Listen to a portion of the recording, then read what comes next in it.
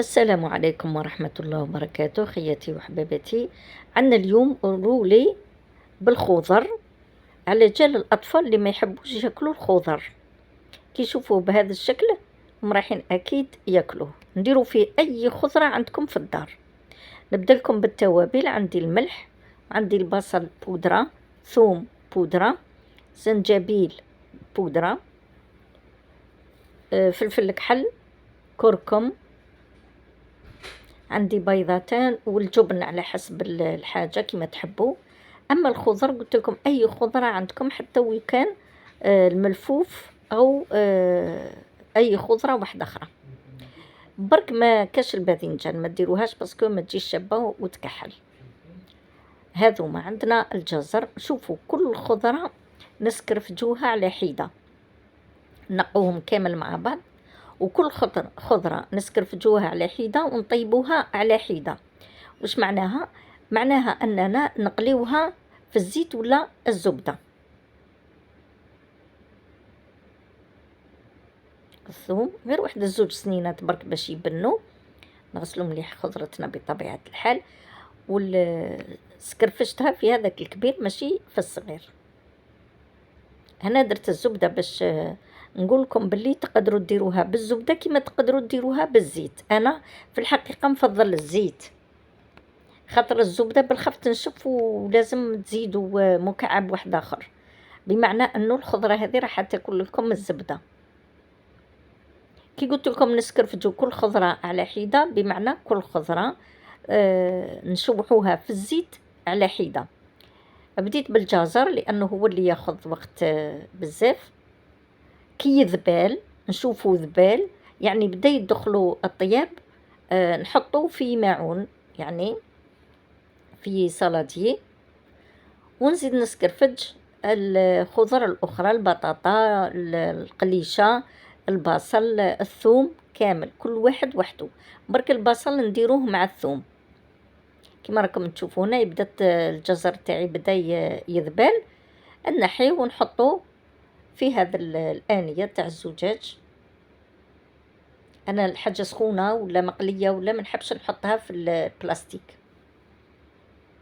خاطش يتفاعل. هنا درت الزيت عادي وزدت حطيت البطاطا.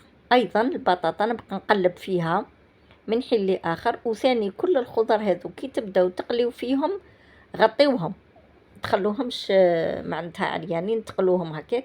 لازم تغطيوهم باش ايضا يطيبوا في البخار تاعهم.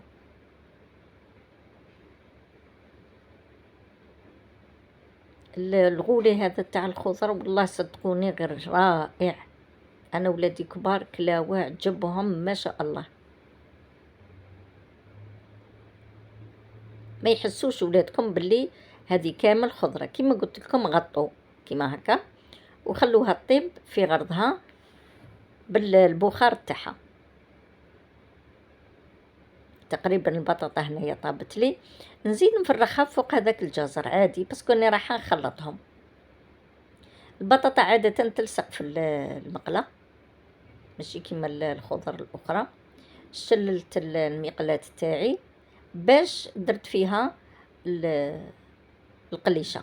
زدت درت ايضا شويه زيت وحطيت القليشه تاعي ايضا وغطيتها وخليتها ايضا تتشوح في غرضها.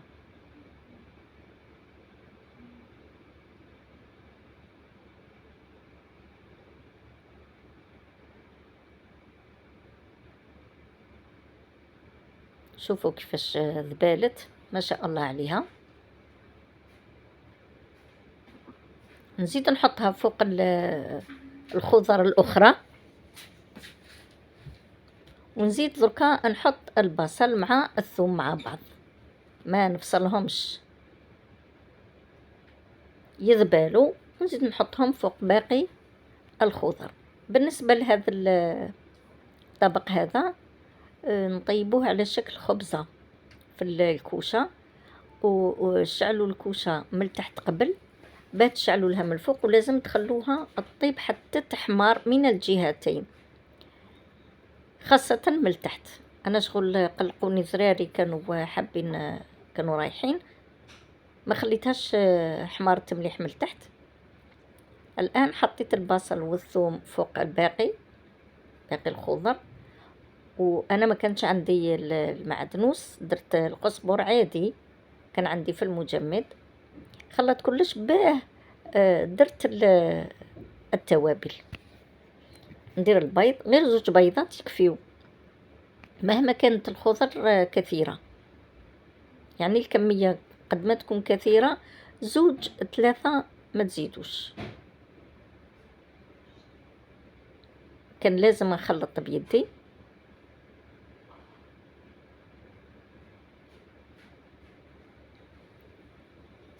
والان نبدا ندير في التوابل: الملح، الثوم المجفف، البصل المجفف، الزنجبيل، الفلفل الكحل، والكركم. انا درت هذوما باسكو هذوما احنا من جهتنا نستعملوهم. من جهتكم اذا تستعملوا توابل واحده اخرين موالفين ديروهم ضيفوهم. كما مثلا صحاب الشرق يستعملوا بزاف القزبر مرحي. الغرب يستعملوا بزاف الفلفل العكري. تقدروا ديروا فلفل عكري، تقدروا ديروا القزبر مرحي. وزدت ايضا الجبن شيدار. هذيك هي الحاجه اللي تزيد تبنن الخضر هذه. الغولي هذا رايح يجي رائع، صدقوني. راح تشوفوا باللي لو كان يذوقوها ولادكم مره، كل مره يقولوا لكم ديروها لنا. كما قلت لكم لازم ورقه طهي، ونحطوا الخضر هذيك نستفوها كامل في الصينيه اللي رايحه الكوشه على درجه حراره 180 كامل، ونخلوها تحمر مليح. دركا نحيوها من هذاك ورق الطهي اللي طابت فيه، ومن بعد نزيدو نحطوها في ورق طهي واحد اخر. علاه؟ باش نرولوها. هذوك الحبات تاع الجبن درتهم هكا بهذه الطريقه. زدت انا ولادي يحبوا الطون، درت لهم الطون بالزيت، وزدت فوق هذاك الطون الخس، شلاضه تاع الخس يعني معمره بالخضر. وفوق شلاضه تاع الخس درت الخيار. اذا حبيتوا تزيدوا الزيتون زيدوا المايس.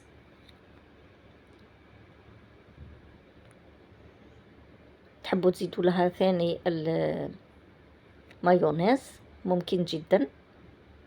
هذا خيار مقطع مكعبات. دركا نبداو من نرولو في ذاك الغولي تاعنا، نرولو ونزيرو عليه باش يشد روحه كما راكم تشوفوا هنايا.